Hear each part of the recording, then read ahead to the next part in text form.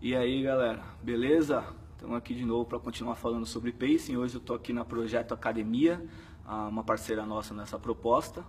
E vamos continuar a nossa série de pacing, né? Então no vídeo passado eu mostrei para vocês, até publiquei um artigo aí na página, liberei o link para um artigo nosso publicado na Revista Brasileira de Educação Física e Esporte, que a gente explica esses diferentes pacings, né? Como que eles são ajustados.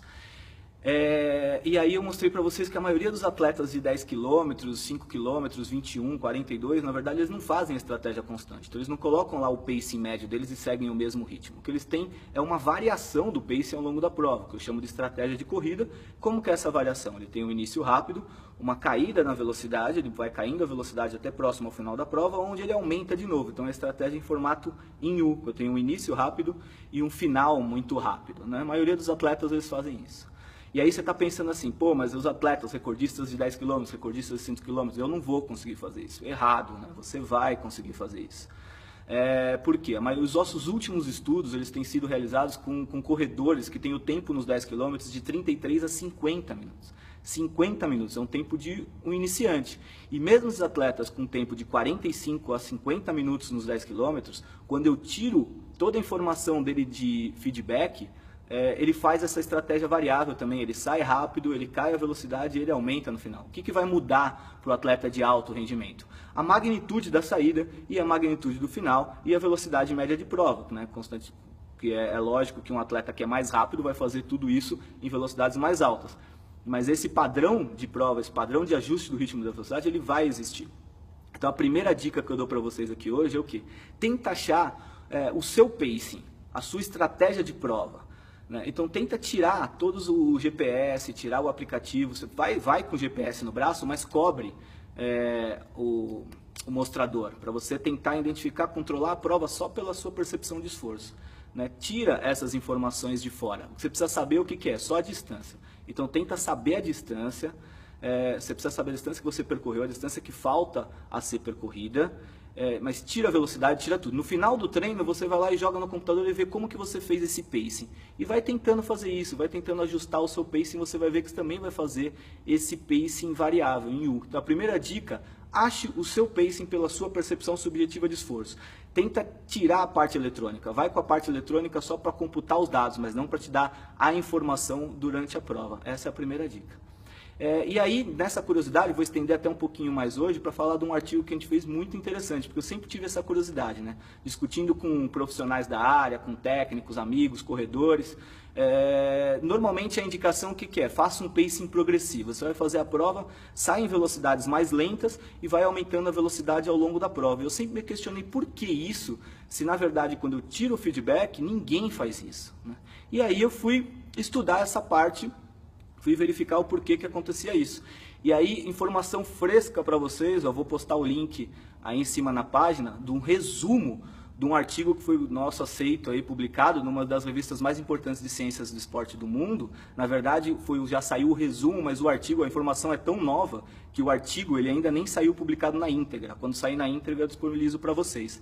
Mas que a gente estuda justamente isso, né? Por que eu faço esse pacing progressivo? Por que eu não faço ao contrário? Se no momento da prova, onde eu estou motivado, minha percepção de cansaço está baixa, eu estou naquela pegada para sair, me posicionar no pelotão, por que eu tenho que sair progressivo? Por que eu tenho que segurar? Por que eu não saio rápido, né? Então o que a gente fez? Nós pegamos 15 corredores experientes em provas de 10 km, porque a experiência é importante nisso, porque eu preciso saber, esse é já um padrão de comportamento sobre os 10 km. Então eu peguei 15 corredores experientes em 10 km com um tempo médio dos 10 km de 46 minutos. Não eram atletas de alto rendimento, tempo médio de 46 minutos. Tá? O que a gente fez? Tirou todo o feedback deles e colocou para fazer uma prova. Nessa prova ele foi lá e fez o padrão em U, onde as velocidades iniciais eram 10% maiores do que o pacing médio. Então aí já está o primeiro ponto que você tem que pegar. Se eu colocar o pacing médio ali, eu vou piorar a minha velocidade inicial e a velocidade final, porque a velocidade inicial normalmente é de 8 a 10% maior do que a velocidade média da prova. Tá? Fizeram a primeira prova. Aí o que eu fiz? Peguei uma bicicleta num outro dia, calculei 6% a mais do que eles fizeram no primeiro quilômetro. Então, olha lá, 6% a mais do que eles fizeram no primeiro quilômetro. certo? Então são 16% a mais do que a média, do que o pacing médio deles. E aí nessa segunda prova, também sem, a única informação que eu dava para eles era a distância, mas na largada eles tinham que me seguir, eu marcava o pacing deles. Então eu ia com a bicicleta e eles iam correndo atrás de mim no primeiro quilômetro, marcando o pacing deles, eu dava o ritmo para eles. Depois do primeiro quilômetro eu saía e eles terminavam a prova do jeito que eles achassem, do jeito que eles gostariam de terminar a prova para conseguir o melhor desempenho possível. E olha que legal, olha o que a gente observou. 8 atletas melhoraram o desempenho nos 10 quilômetros e 7 atletas pioraram o desempenho nos 10 quilômetros. Então olha que legal, né? Então uma parte desses atletas, 8 atletas, faziam um pacing abaixo do que era possível. Muitas vezes por quê? Porque eles acreditavam que eles tinham que sair mais devagar, né, não podiam sair tão rápido, porque isso ia prejudicar o desempenho no final, mas na verdade eles estavam subestimando o desempenho deles, então eles melhoraram o desempenho. 7 já não deu certo, 7 já não tem esse perfil de pacing, né? Talvez se eu induzir um pacing maior ali neles, no começo da prova eles pioraram o desempenho, né? Mas lembrando que todos eles fizeram a estratégia em U, o pacing deles e todos foi 10% a mais do que a velocidade média de prova, né? Em média 10% maior do que a velocidade média de prova. Então a segunda dica que eu dou é individualidade biológica. Não adianta você copiar padrão de corredores, copiar padrão do seu colega. Cada um tem que ter o seu treino. Ache o seu pacing, ache a sua estratégia de prova e trabalhe em cima da sua estratégia de prova. É o trabalho individualizado, não existe receita de bolo para treinamento. Cada indivíduo vai responder de uma maneira diferente. Se você copiar treino, ficar pegando treino pronto e ficar fazendo igual, provavelmente você não vai ter o resultado. Você vai trabalhar em cima da média. E a média, depois eu vou explicar para vocês, mas a média é um número que não existe. Ela só te dá um norte para você começar. Mas se eu trabalhar na média, 90% das vezes eu vou errar o meu treino. Tá? Então ache o seu pacing, tá? Que isso é muito importante. E o que a gente viu nisso? Pacing progressivo. Por que pacing progressivo? Né? Então a gente não consegue entender o porquê que é passado isso. Começa devagar e vai aumentando. Se você tem experiência numa prova, corra pela sua percepção subjetiva de esforço. E aí no próximo vídeo, hoje eu me alonguei um pouquinho, passou, mas é para dar uma sequência um pouco até maior no vídeo.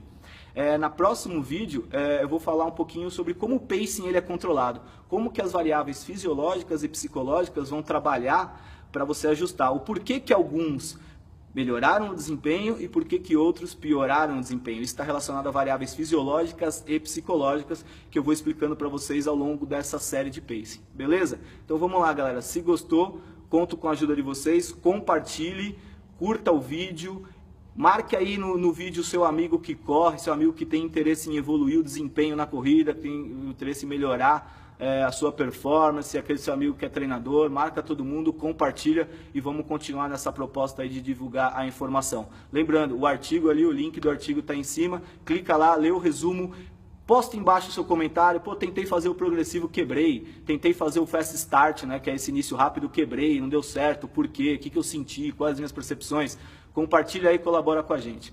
Valeu, galera, brigadão, até a próxima, abraço.